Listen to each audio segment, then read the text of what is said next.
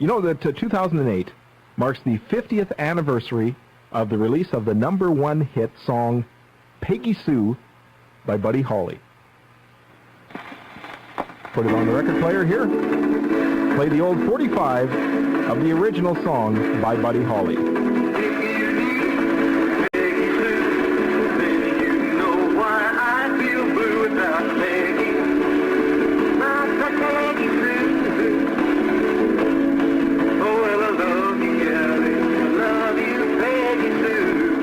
And on the phone line with us right now on Life Talk is the lady, the original, the subject of that song from 1958, Peggy Sue Guerin. Peggy Sue, welcome to the program. Oh, well, thank you so much, and thank you for having me, Wade. Well, it's a pleasure. First of all, Peggy Sue, let's dispel a couple rumors right off the top, okay? Okay. Okay. The first rumor is that song wasn't originally titled Peggy Sue.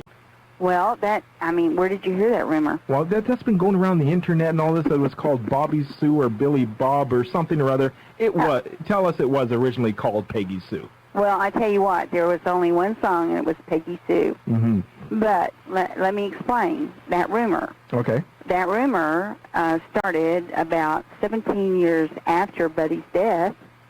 Jerry Ellison was doing an interview, and it had come up then because he said originally it was Cindy Lou, and I talked him into changing it to Peggy Sue. But when I met Jerry in Sacramento, which is in the book, part of the memoirs, and Buddy too, no one has ever said that to me, not even Norman Petty. Oh, yeah, that song used to be Cindy Lou. Now, Norman Petty was the manager, correct? He was the producer. Producer, okay, yes. And he wrote the bridge to Peggy Sue. Oh, okay. And so not Norman, not Buddy, or not Cjca ever mentioned that song even came close to Cindy Lou. Okay, good. We've dispelled that rumor. Also, rumors over the year, obviously when the song first came out, people were assuming that you were romantically linked to Buddy Holly. And that's not the case. You were actually romantically linked to the drummer of the Crickets, Jerry Ellison. Well, when the song first came out, I had gone steady with Jerry Ellison and had broken up with him. Mm-hmm. And he was 2 grades ahead of me in school. So I was a senior in high school when the song came out. So I hadn't seen him for over a year. Okay. Now, so let's go back then. How did you meet Jerry Ellison and Buddy Holly, and what was your first impression when you met Buddy Holly? Okay. I met Jerry Ellison when I was in junior high. Mm-hmm. I was 13 years old, and we both played in the band. And I played alto saxophone. Of course, he played drums. And I just thought he was really too cute. And went into high school, him being 2 grades ahead of me. Buddy had graduated the year before, so Buddy was not even in high school the year I finally got there, which was in '56. And I met Buddy going out the back door of the high school, Lubbock High School, to the band room, and him coming in, he was going to play an assembly, and he was carrying a guitar and an amp, and he knocked me down. And he ran over there, and he said, I don't have time to pick you up. But he said, you sure are pretty. Mm-hmm. And he just kept going right straight for the stage door. And a girl came by about that time, and she said, do you know who that was? And I said, no. And she said, that was Buddy Holly. And I said, oh, I didn't know that. So that kind of started it, and about a month or so later, or less, Buddy and Jerry Ellison were good friends.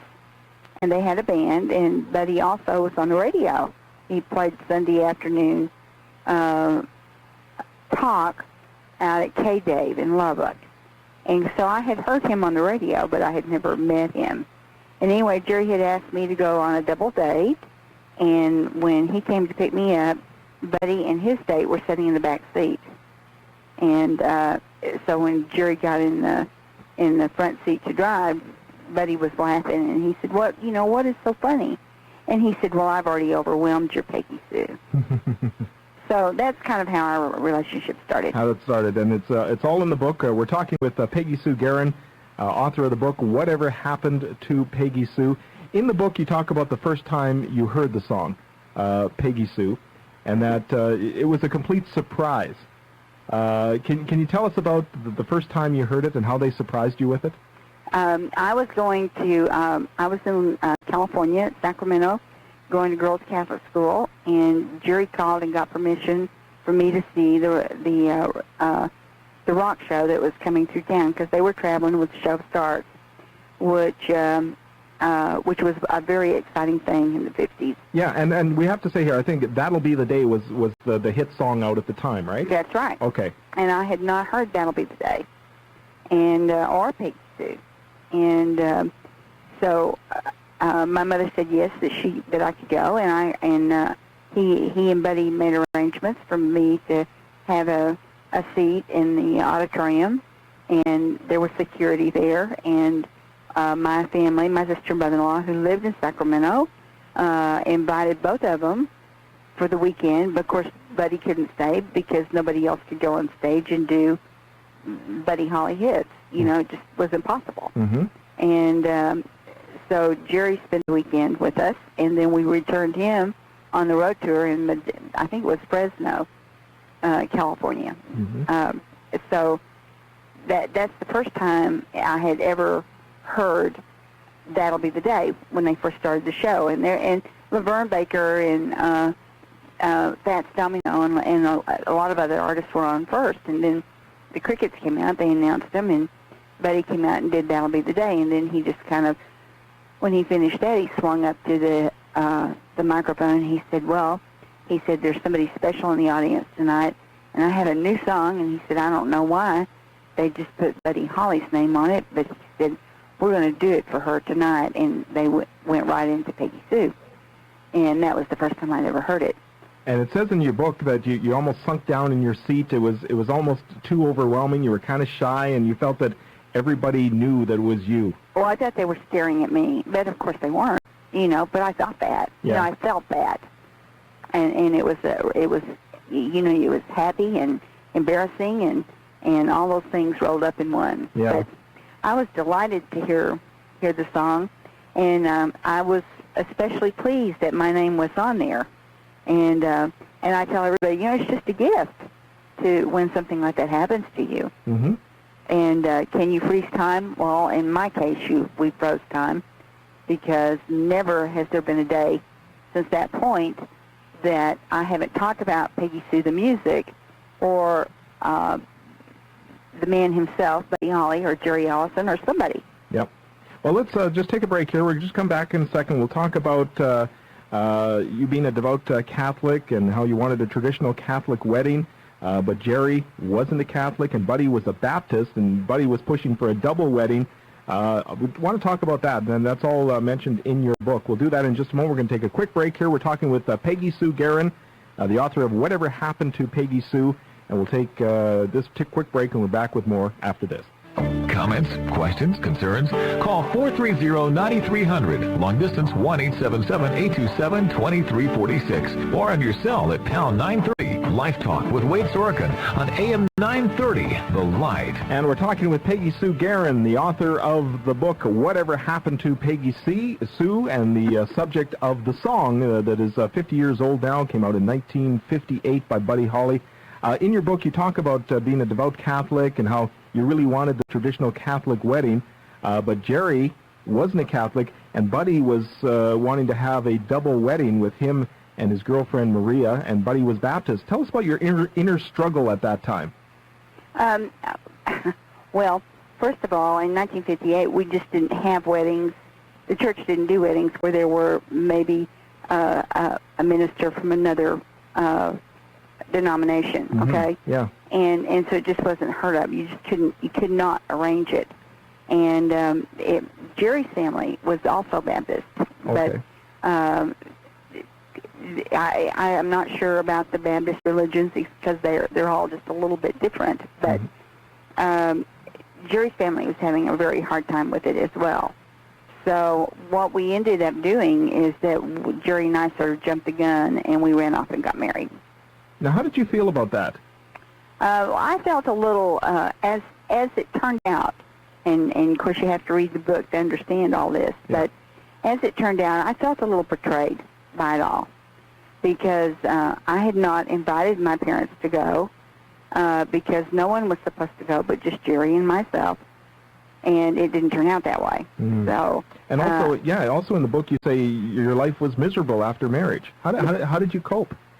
How did I cope? Yeah.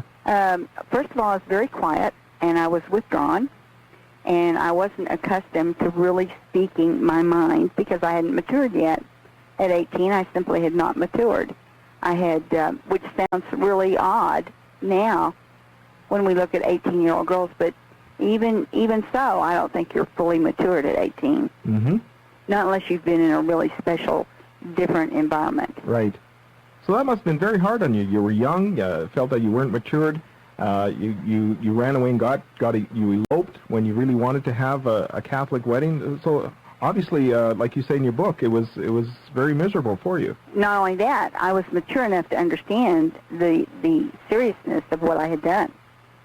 So the contract. Right. The marriage contract. So I knew that I couldn't just, I could not just go home and sit down and cry on Mother and Daddy's shoulder. Yeah. I just couldn't do that. What was Buddy Holly's views on Catholics or Baptists or Christianity in general? Buddy was just a little bit, just a whole lot more liberal than what I was and what the rest of us were.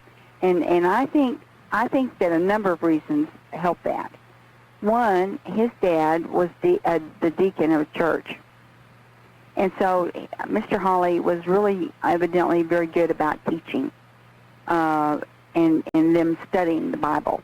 And I think that matters a lot. So I think that I think he had an understanding that I had not come to yet in my own life. And another thing I think was that he had a little girlfriend that he was going steady with. They grown up together. Echo McGuire, who's also in the book, and her mother and daddy were Church of Christ. Okay. Which was yet another different form of religion. Okay, and they didn't believe in music. They didn't dance. Oh boy. And so where this whole thing takes place is that she's always trying to prevent him from going forward with his music.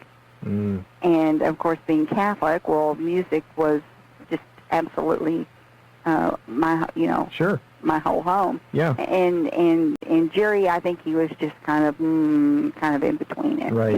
You also he played drums and he loved it. He just loved it. You say in the book, you knew, and I quote, "I know there was an unhappy Buddy Holly behind all the music and smiles." What was the root of his unhappiness? Well, you took that out of context, so okay. give me an idea where you are. I don't have the book in front of me, but it just really jumped out at me when I read the book that you really thought that there was an unhappiness side to Buddy for some reason. Was it because he was unhappy? I mean, and of course we're going pretty fast paced through the book here, but that's okay. Sorry.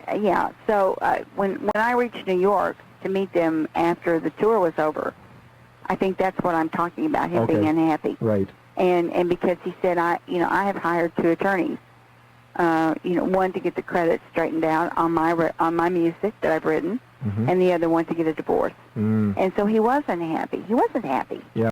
Now, I read in the book about the elevator moment where he was telling you in the elevator that he was getting a divorce, but he also encouraged you to get a divorce because there were some problems in your marriage as well with Jerry.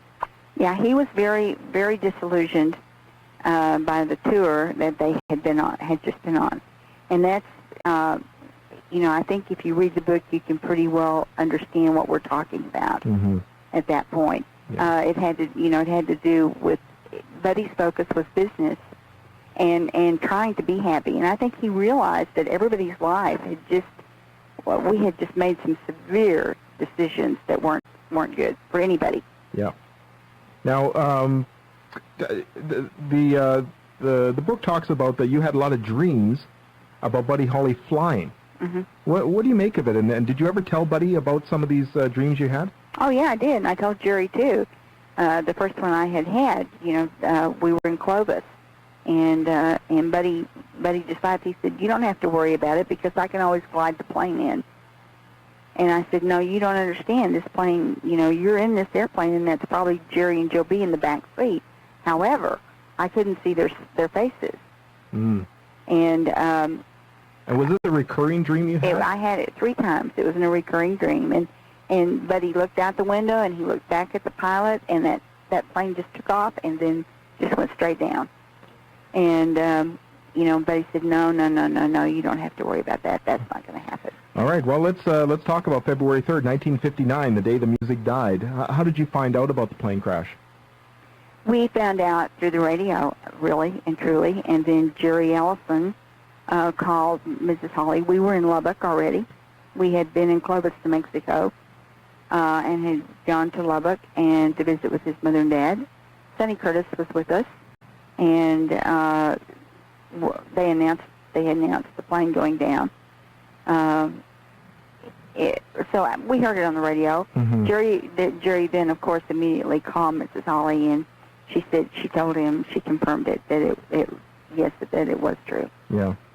Well, I know it affected a lot of people worldwide. Now, you say in the book, you say God's ways are not like our ways. That was your quote in the book. Did your faith help you through understanding and try to get a handle on this tragedy? It did me, because for me, when I have no answer, there's just all I can do is go within, mm-hmm. and that's the strength of the religion for me, I think. Yeah. Now, we just got a minute left. I know there's a lot in the book. The book is called Whatever Happened to Peggy Sue. Now, the movie, the Buddy Holly story, just quickly, was it accurate in your minds? No. In your mind? It wasn't? No. For what reasons, if you can just highlight? Well, many reasons. Oh, okay. The whole thing, Mr. and Ms. Holly always supported Buddy at everything he did. Mm-hmm. If they, the movie opens up where they're getting on to him or about the music, and that he needed to kind of maybe tone it down. Also, the church, and this, Buddy was very big about donating. Yeah. He asphalted the parking lot over there at that church. Mm-hmm.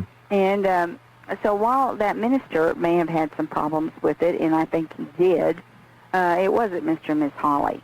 Right. There were a lot of things that just weren't accurate. The crickets' names weren't even accurate. Mm-hmm. The mountain behind the high school. Yeah, I mean, we can just go all the way through. There's a lot. A lot of the scenes did not occur. I guess that's Hollywood doing what they think they need to do for a movie. But now, in the book, Whatever Happened to Peggy Sue, obviously it talks towards the end of the book what you're doing these days. I know you're honoring Buddy's memory with the Buddy Holly Center. You have a Buddy Holly Festival. So you're for people who are wondering whatever happened to Peggy Sue, you're alive and well, and you're still honoring Buddy Holly's name. Trying to whenever we can. Now, we do not have a Buddy Holly Festival in Lubbock, Texas. It's unfortunate, but there's just that they don't seem to be able to make arrangements with Maria Elena. Okay. So, wherever and whenever we can do that, we do it. Yeah. Well, that's good. Well, it's been a pleasure talking with you. I thank you for your time, and there's so much the fascinating stories that people can read about in the book, Whatever Happened to Peggy Sue, because, well, you were there, and you're the Peggy Sue, so it's a fascinating read, and I want to thank you for your time today. Thank you, Wade. A line to the past. I hope you enjoy it. Thank you. There's Peggy Sue Guerin.